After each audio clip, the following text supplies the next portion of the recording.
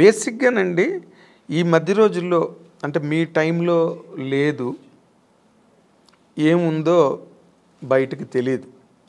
But ఈ రోజుల్లో ఈ కాస్టింగ్ కోచ్ అని మీరు ఒక సీనియర్ యాక్ట్రెస్‌గా, ఒక సక్సెస్‌ఫుల్ హీరోయిన్‌గా, ఒక డిగ్నిటీ అవన్నీ నిలబెట్టుకుని ఇన్నాళ్ళు ఇండస్ట్రీలో కంటిన్యూ అయిన ఒక స్టార్‌గా ఈ ఈ డెవలప్‌మెంట్స్ చూస్తున్నప్పుడు మీకేమనిపిస్తుందండి?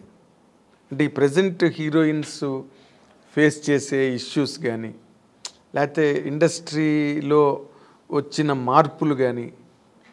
అంటే హీరోయిన్ ఇప్పుడు ఫేస్ చేసిన ఇది సావిత్రి గారి టైంలో నుంచి ఉందండి. ఓకే. ఇప్పుడు మీరు చెప్పేది ఏంటంటే హీరోయిన్స్ డిఫరెంట్ ప్రాబ్లమ్స్ ఫేస్ చేయాల్సి వస్తుందని. ఆ ప్రాబ్లమ్స్ హీరోస్కి లేదు, హీరోయిన్స్కి మాత్రమే ఉంది. అదే కదా చెప్తారు మీరు. అవును. అది ఇప్పుడు కాదండి, అప్పుడు ఉన్న హీరోయిన్స్ దగ్గర నుంచి ఉంది. కాకపోతే అప్పుడు సోషల్ మీడియా, ఈ పబ్లిసిటీ ఇవన్నీ లేదు కాబట్టి తెలీదు. ఇప్పుడు అన్ని చిన్న విషయం కూడా ఇప్పుడు ఎలకపోయిందంటే పూలే పోయిందని ఇప్పుడు అంత ఎక్స్ప్లోర్ చేస్తున్నారు. చిన్న విషయాన్ని ఏమీ లేకుండా దాన్ని ఒక పెద్ద ఇష్యూలాగా చూపిస్తున్నారు. అంతే తప్ప ఎప్పుడు లేదండి ప్రాబ్లమ్స్ హీరోయిన్స్కి ఉంటూనే ఉంది. కానీ మనం చూస్ చేసుకోవాలి. హీరోయిన్స్గా అందరూ కష్టపడే వస్తారండి. ఎవరు వచ్చిన వెంటనే హీరోయిన్ ఎవ్వరు అవ్వలేరు. అంటే చేసిన ఆ హీరోయిన్స్ వాళ్ళకే తెలుసు. ఎవరికైనా ఆ వెనకాల ఒక కథ ఉంటుంది.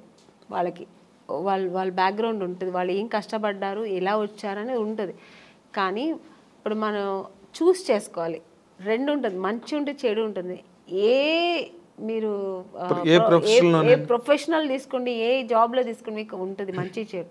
దాన్ని మనం తీసుకునే రీతి, మనం తీసుకోవాల్సిన ఇది మంచి ఇలా వెళ్ళాలి అనేది మన చేతుల్లో ఉంది.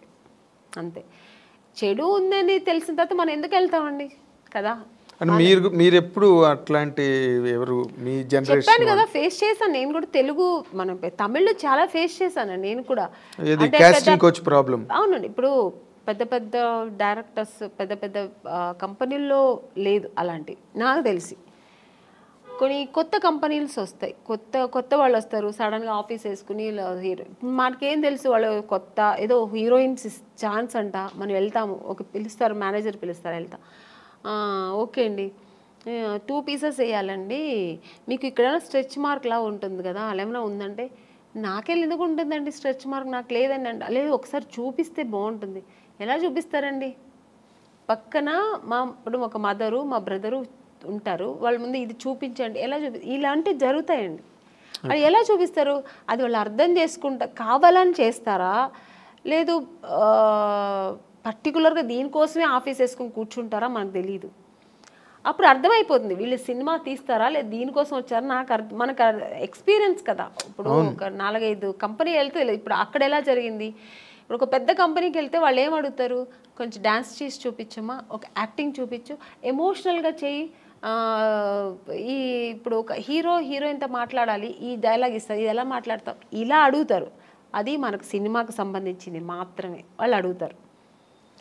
స్ట్రెచ్ మార్క్ చూడాలి, మీకు ఇక్కడ ఏమైనా బ్లాక్ ఉంటుందా, మొన్న ఒక హీరోయిన్ అలాగ వచ్చారు, మేము చూడకుండా వేసుకున్నాం, చూసిన తర్వాత స్పాట్లో చూసాము, మీరు కొంచెం బట్టలు ఇప్పి చూపించండి. ఇలాంటివి కొన్ని కొత్త వాళ్ళు ఉంటారండి. ఇలాంటి వేషాలు వాళ్ళు దీనికోసం వస్తారా లేదు సినిమా తీయడానికి తెలిసిపోతుంది మనకు. అప్పుడు అర్థమవుతుంది. అప్పుడు లేదు సార్, ఐఎమ్ సారీ, నేను అలా అంతా చేయలేను, నాకు స్విమ్మింగ్ నాకు అసలే తెలియదు, నేను అలాంటి క్యారెక్టర్ కూడా నాకు వద్దని చెప్పి లేచి రావడం, అంతే మన పద్ధతి. ఓకే చూపిస్తాను అనేది అది వాళ్ళ ఇష్టం అండి. అది ఎవరిని మేము తప్పు అనట్లేదు.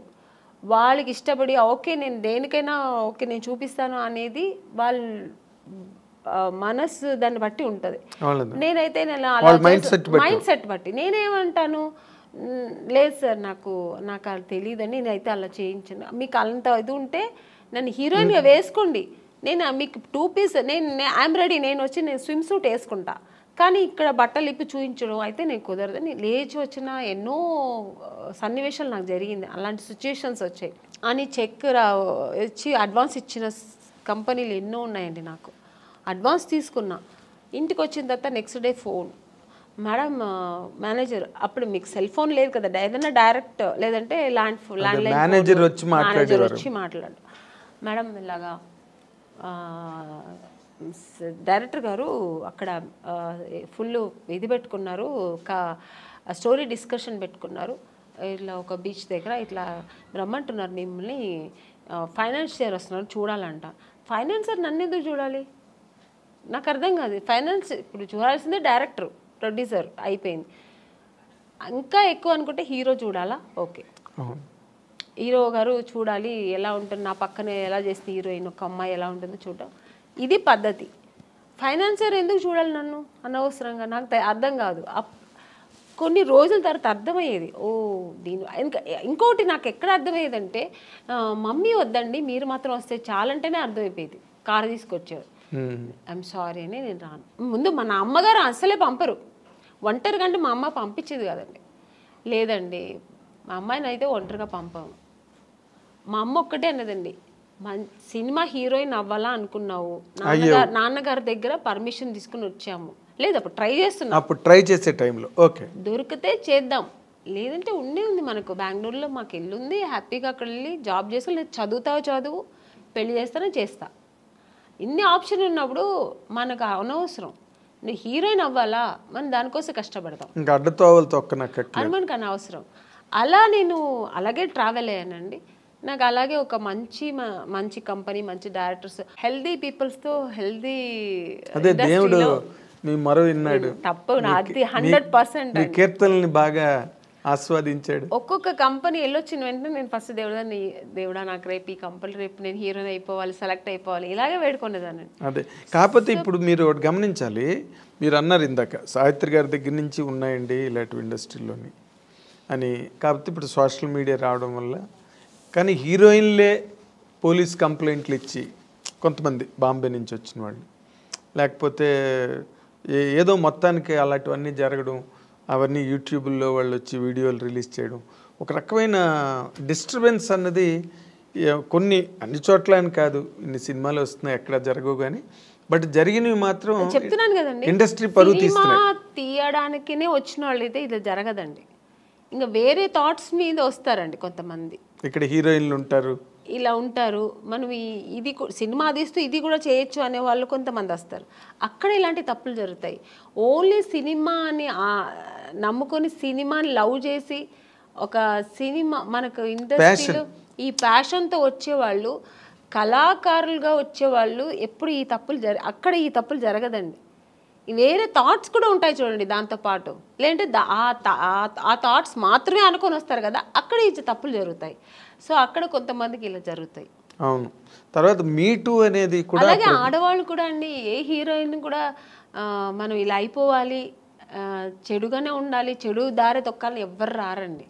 అందరూ ఒక డ్రీమ్తో వస్తారు.